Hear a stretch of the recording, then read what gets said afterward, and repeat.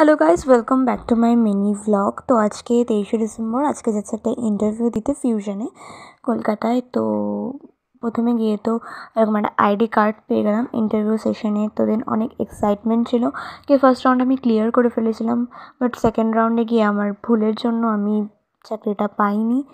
খুব মন খারাপ নিয়ে বাড়ি চলে এসেছি। এরকম তো হয় বলো মানুষের লাইফে, যে আমরা যত কিছু ভাবি ততটা আমাদের সাথে ঠিক হয় না। তো আমার তো কোনো ভালো কাজে একবারে তো কোনো দিনই হয় না।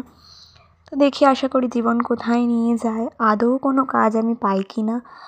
আমার এখন ফিনান্সিয়াল কন্ডিশন এতটাই খারাপ যে আমার এখন কাজটা ভীষণ দরকার, বাট কাজের সময় আমি কাজ পাচ্ছি না। যখন আমার কাজ কোনো দরকার ছিল না তখন আমি অনেক কাজ পেয়েছিলাম। যাই হোক, মন খারাপ করে তো লাভ নেই, কারণ আমি যদি পাস্ট নিয়ে পড়ে থাকি তাহলে আমার প্রেজেন্টের দিকে এগিয়ে যাওয়া হবে না। তো এই কথা ভেবেই ভাবলাম কী দরকার আবার নতুন করে আবার ইন্টারভিউ দেবো, কোথাও না কোথাও নিশ্চয়ই চান্স পাবো। আর পাবো নয়, আমাকে পেতেই হবে, কারণ আমাকে আমার পরিবারের জন্য অনেক কিছু করতে হবে, এখন অনেকটা পথ চলা বাকি। তো সবটাই আমার নিজেকেই করতে হবে একা একা, কারণ আমার ব্যাক সাপোর্ট বলতে আছে, ব্যাক সাপোর্ট, বাট তাও হয় না, নিজেকেই করতে হয়। তো আজকে সমস্তটাই শিখলাম।